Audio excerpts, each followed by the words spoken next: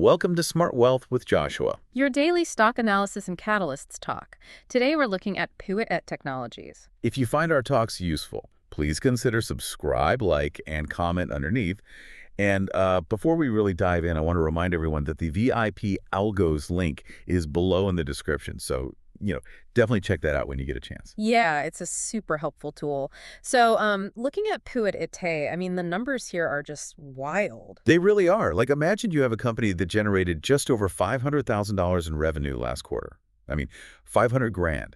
That is basically a rounding error for like a mid-sized local car dealership. Right, exactly. It's nothing in the grand scheme of things. Yeah, and you would expect a company pulling in those kinds of numbers to be operating out of garage, right? Right. Just scraping by on some angel investments, praying for a lucky break. But Puit is sitting on a staggering $825 million in cash. It's massive. And they're trading it at a 62 times forward price-to-sales multiple. It's just this glaring contradiction that, frankly, breaks every traditional valuation model you might try to use. It absolutely breaks the models. I mean, you can't value this traditionally, but when you're positioned at the critical bottleneck of this whole global technological shift, the standard math just gets thrown right out the window. Right. The market basically stops valuing you on what you sold yesterday and starts pricing in what you might completely control tomorrow. And the space they are trying to control right now is arguably the single biggest bottleneck in the whole AI hardware gold rush. Oh, without a doubt. To really figure out if this valuation is, a visionary bet or just another speculative, heavily diluted hype machine, we really have to look at the underlying tech and their financial reality.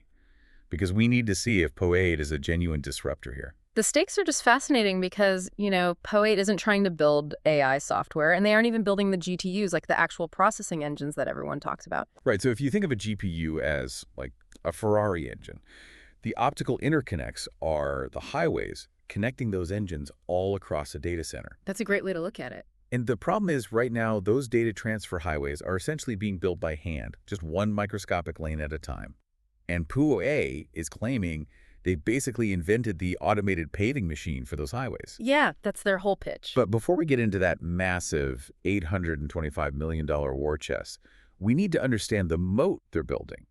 Their entire strategy rests on something called an optical interposer. So why is traditional optical assembly such a nightmare that it actually requires a whole new manufacturing paradigm? Well, to understand the nightmare, you really have to look at the physics of photonics compared to just, standard electronics. Okay. In standard semiconductor manufacturing, you print circuits on a silicon wafer. Electricity flows through copper pathways. It's relatively easy to automate. We've been doing it for decades. Like standard silicon stuff. Exactly. But when you transition to optics, moving data with lasers instead of electricity so you can increase speed and cut down on heat, you are suddenly dealing with microscopic beams of light. Which is way more complicated. Vastly more complicated. Historically, getting a laser diode to perfectly align with a silicon waveguide or a photodetector, it requires active manual alignment. Wait, so we aren't just talking about, like, a machine soldering a wire in a fraction of a second? No, not at all. You actually have to fire up the laser, measure the light output, and then physically adjust it at this crazy sub-micron level until the connection is absolutely perfect, all while staring through a microscope. Precisely. It is agonizingly slow. I mean, it requires these highly specialized engineers with deep photonic expertise, plus super expensive bespoke equipment, and it just takes an enormous amount of time. So it's basically the bottleneck holding back the entire mass production of optical transceivers for these massive data centers. Exactly. It's like trying to perfectly align two fiber optic cables, each the width of a human hair, while you're standing in a minor earthquake. That's exactly what it's like. And what Puit claims to have done with their optical interposer is basically eliminate that active alignment entirely. Really?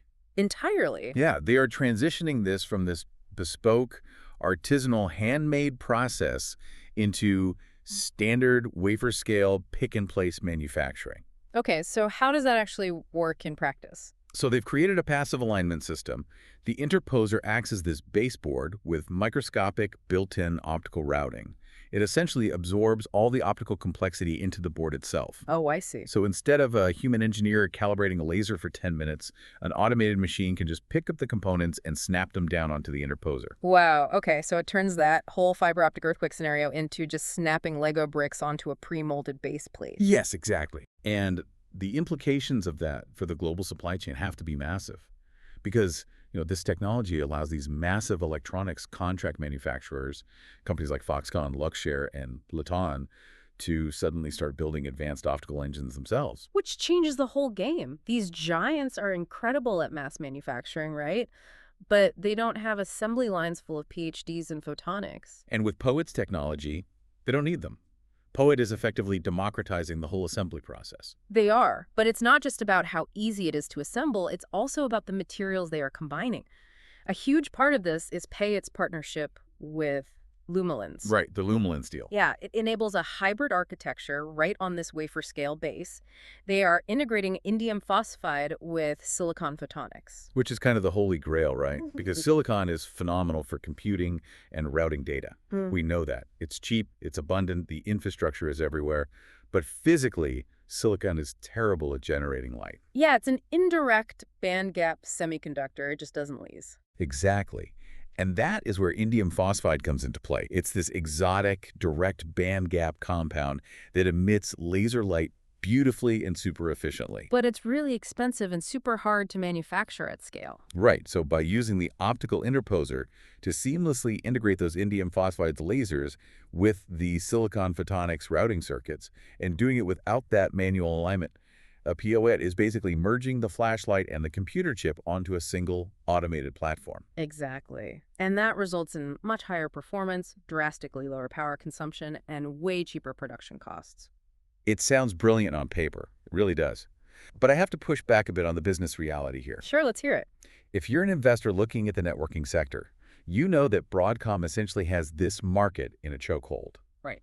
Broadcom has bottomless R&D budgets. If this wafer-scale automated assembly is so vastly superior, why hasn't Broadcom just engineered it out of existence? That's a fantastic question. And honestly, the answer comes down to ecosystem control rather than purely technological limitations. What do you mean? Well, Broadcom operates a closed, vertically integrated ecosystem. They design the DSPs, the digital signal processors, the optics, the switches. They want to sell the hyperscalers the entire hardware stack. Okay. They're brilliantly successful at it, obviously, but it creates a walled garden. Right, they lock the customer in. Yeah. Because once you build your data center around Broadcom's proprietary stack, you are totally beholden to their pricing, their supply chain constraints, and their upgrade cycles. Exactly. And the hyperscalers, Google, Meta, Amazon, Microsoft, they absolutely hate being locked in. I bet. They are desperate for an open, multi-vendor ecosystem to drive their costs down and secure their supply chains. Broadcom has zero financial incentive to democratize optical assembly and empower contract manufacturers like Foxconn to build competing modules. But POET does. Exactly. POET is offering a credible, open architecture alternative that empowers third-party manufacturers to compete with Broadcom's closed loop. That strategic wedge is exactly why institutional money is paying such close attention to them right now. But building that wedge and actually replacing human engineers with automated wafer-scale machines, that isn't cheap. Not at all. Which brings us to kind of the most jarring part of this whole situation. The capital reality of a pre-mass commercialization company. Let's look at the exact numbers here because it's pretty wild. Let's do it. In Q1 of 2026, PAD reported that microscopic $503,389 in revenue. Now, interestingly, that actually beat analyst estimates by nearly 45%. Which tells you just how low the baseline expectations for their near-term revenue actually were. I mean, the market isn't pricing them on Q1 revenue. Clearly not. But then you look at the Q4 2025 net loss of $42.67 million. I mean, if you're just skimming the headlines, a $42 million quarterly loss on $500,000 in revenue, that looks like an absolute death spiral. It definitely does, but you have to dig into the accounting mechanics of that loss to really understand it. Yeah, explain that, because it's confusing. Bulls will immediately point out that $30.69 million of that $42 million loss was just a non-cash derivative warrant liability. Which is such an incredibly frustrating accounting quirk for retail investors to decipher.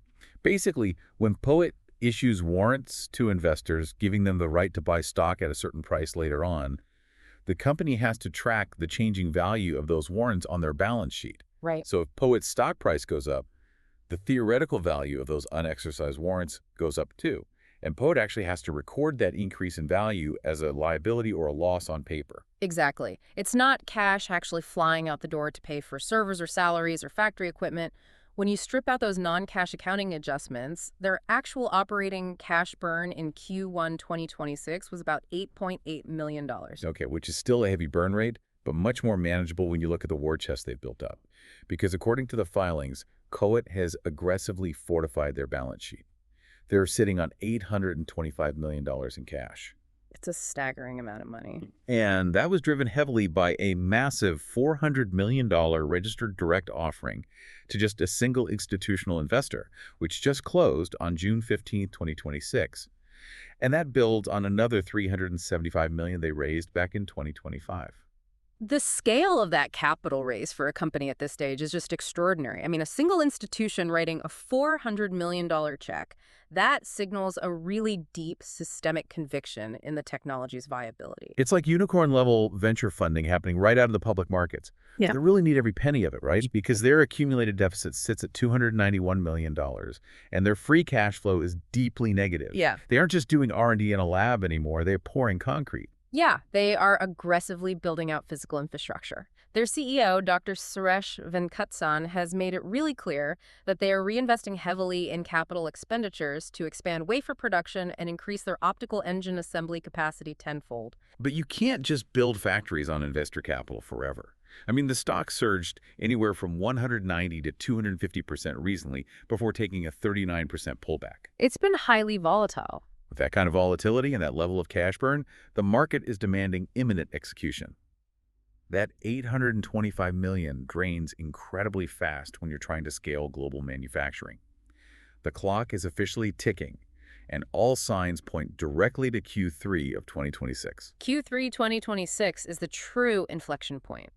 That is when their 800G optical engine production is scheduled to ramp up at their facility in Malaysia. And just to frame the execution risk here for everyone listening, everyone in this space knows 800 gigabit speeds are the current bleeding edge for AI data centers. Absolutely. But hitting those speeds on a prototype bench in a lab is entirely different from mass producing them in a factory. At 800G, the physical tolerances are submicron. Signal integrity becomes an absolute nightmare. Which is exactly why this phase is known in the industry as the hardware valley of death. A valley of death. Yeah. If a software company pushes an update with a bug, they just roll out a patch overnight, right? The cost is negligible. But if Poet has a 40% yield issue on their automated line in Malaysia, meaning 40% of the interposers coming off the line fail quality control, they are burning millions of dollars a week in factory overhead and wasted exotic materials. All while their clients are probably impatiently looking for alternatives. Exactly. It's brutal. But if they do cross that valley of death, if they prove the yield rates are viable at scale, the revenue triggers are already locked in place. The Lumilens deal acts as the primary catalyst here. We are looking at an initial $50 million purchase order that structurally scales to over $500 million over 5 years. It's massive. And Poet is guided to shipping over 30,000 optical engines in 2026 alone. That is the ultimate prize for them. Transitioning from this development stage company monetizing patents to a commercial stage hardware manufacturer recognizing audited revenue. If they hit that 30,000 unit guidance, that crazy 62 times sales multiple suddenly compresses into something much, much more rational. Okay, so let's flip the script for a minute, because the bear case here is also incredibly severe. It really is. We have to talk about the risks. If I'm an investor looking at this, I see a company that just raised $775 million in 2 years. That cash didn't just materialize out of thin air. They issued a massive amount of new equity and warrants. Existing shareholders just got heavily diluted. Yeah, the existing slices of the pie were cut drastically smaller just to bring in that cash buffer. And if that Q3 2026 Malaysia ramp slips by even a quarter or two, Yeah. that $825 million stops looking like a safety net and starts looking like a countdown timer. Exactly. Because if the cash burns down without incoming commercial revenue to replace it, the market will mercilessly reprice the stock. They absolutely will. And honestly, it's not just execution risk we're talking about. There is a serious litigation overhang dragging this down right now, too. Oh yeah, the lawsuits. Let's start with the PFIC issue. They are facing allegations regarding misstatements about their status as a passive foreign investment company. Which is a very complex but highly punitive tax classification for U.S. investors holding foreign companies that generate mostly passive income. If Tuet is classified as a PFIC, institutional investors face an absolute regulatory and tax nightmare. Which completely explains the upcoming June 26, 2026 shareholder vote to re-domicile the company to the United States. Right. They are structurally moving the corporate headquarters just to essentially make that PFIC tax argument moot going forward. That's the plan. But the tax issue isn't even the ugliest part of the litigation. There are allegations of a breach of a non-disclosure agreement with Marvell's Celestial AI, which allegedly resulted in canceled purchase orders. Yeah, in the semiconductor IP space, an NDA breach is one of the most damaging allegations you can possibly face. Oh, absolutely. Intellectual property is the entire foundation of the company. If hyperscalers or partners lose trust in your ability to ring-fence proprietary designs, they simply won't work with you, regardless of how good the tech actually is. That makes total sense.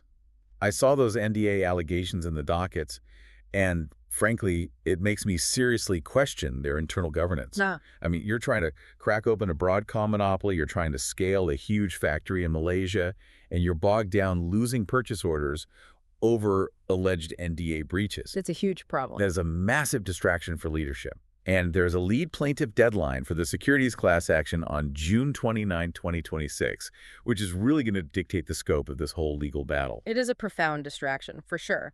However, if we're objectively analyzing the market's reaction, bulls argue that these legal risks are already priced into the equity. Oh, you think so? Well, you mentioned the recent 39% pullback from their peak. The market often aggressively discounts the valuation ahead of legal deadlines to account for worst-case scenarios. If the U.S. redomicile vote passes and cleans up the tax structure, and if the core commercial thesis that Q3 factory ramp stays on track, the market has a habit of looking right past pending litigation. Interesting. So if you are analyzing the broader market sentiment, knowing the incredible upside of the automated interposer weighed against the terrifying reality of the hardware valley of death and these lawsuits, how is the smart money actually positioning itself right now? Surprisingly, the institutional flow remains really robust despite all the volatility. Jane Street, which is one of the most sophisticated quantitative trading firms in the world, they've taken a 6.8% passive stake in the company. Wow, okay. And Jane Street isn't exactly making retail bets based on Reddit rumors. A 6.8% stake implies their quantitative models see a systemic advantage or a major mispricing in the current valuation. Exactly. They run the numbers. We also have independent analysts weighing in.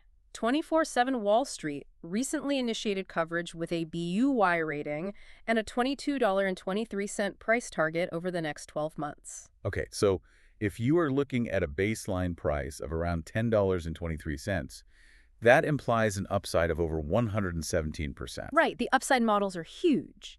But the charts are also showing heavy speculative momentum too, right? It's not just quiet institutional accumulation happening in the background. Oh, definitely not. The technicals highlight a bullish pennant pattern, which had a 61% win rate noted around June 25th.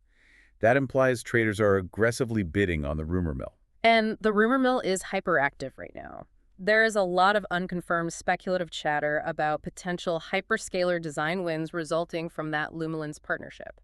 What's the logic there? The logic is basically that Lumilens wouldn't commit to a $500 million framework if they didn't already have an end customer like a Google or a Meta lined up for the finished modules. That makes a lot of sense. And if one of the hyperscalers officially announces they are bypassing Broadcom to use POAT's optical engines, that entirely changes the risk profile of the company overnight. Overnight. And there's one more technical catalyst we should touch on that points to a totally different exit strategy for them. Their joint development program with quantum computing. They are targeting 3.2 terabit per second modules using thin-film lithium niobate. Which is critical for the future of the industry. Standard silicon modulators are essentially hitting a physical wall as we push past 800G. Right. Lithium niobate is a highly advanced material that allows for incredibly fast modulation switching speeds at very low voltage. It is the absolute next frontier of optical physics. By successfully integrating that onto their wafer-scale platform for 3.2 terabit speeds, Pewit is proving they aren't just a one-trick pony for today's 800G market. They are basically building the foundation for the next decade of networking. And Yes. if they hold the patents on integrating that material at a wafer scale, that makes them an incredibly attractive M&A target. Absolutely. If you are a giant like Marvell or NVIDIA and you see Pewit successfully mass-producing these advanced modules, Yeah. it might be vastly cheaper to just acquire them for a few $1 billion rather than try to circumvent their interposer patents. Exactly. It adds a really significant speculative premium to the stock. The larger players are undoubtedly watching that Q3 Malaysia ramp just as closely as the retail investors are. Okay, so bringing all of this together for the final verdict, we have this potentially revolutionary automated assembly technology, an $825 million war chest, massive dilution, looming lawsuits, and a ticking clock pointing squarely at Q3 2026. What is the bottom line here? Well, the consensus analysis synthesizes all this into a bullish score of 7 out of 10. 7 out of 10, okay. But the critical caveat to that score is the timeline. This is not a short-term technical trade. The target horizon here is a multi-year view, roughly 18 to 24 months. Right, because of the execution phase. Exactly. We're not telling anyone to buy or sell, but if you're looking at this setup, the thesis requires weathering the immediate near-term legal volatility, specifically around those June 2026 deadlines we discussed, and holding through the execution phase to see if those massive Lumilens purchase orders actually convert into recognized audited revenue. It really comes down to a razor-thin margin of error. Pewit Technologies is standing on a knife edge right now. On one side, they are a visionary enabler of global AI infrastructure, holding the exact patents required to finally democratize the optical supply chain. Yep. And on the other side, they are a potential cautionary tale of hardware execution risk, sitting on a pile of cash while drowning in dilution, legal fees, and potential yield issues. It is quite literally the ultimate high-wire act in the semiconductor space today. It really is. Well, before we wrap up, I just want to remind everyone again, if you found today's talk useful, please remember to subscribe, like, and comment below. And do not forget to check out that VIP Algos link in the description. It's a fantastic resource for this kind of analysis. Definitely check it out. Which leaves you with a really profound question to think about as you watch this sector evolve over the next year. If a relatively small pre-revenue player like Pewit can use wafer-scale manufacturing to finally crack open Broadcom's closed ecosystem, what does that mean for the future of AI monopolies in general? That's the million-dollar question. Right. Are we about to see a massive democratization of AI hardware manufacturing where the legacy giants finally lose their stranglehold on the global supply chain? If that barrier falls, the ripple effects across the entire technology sector will be absolutely historic. It really would change everything. Thanks for joining us today, everyone. Keep questioning the hype, keep digging into the mechanics behind these valuations, and we will catch you next time.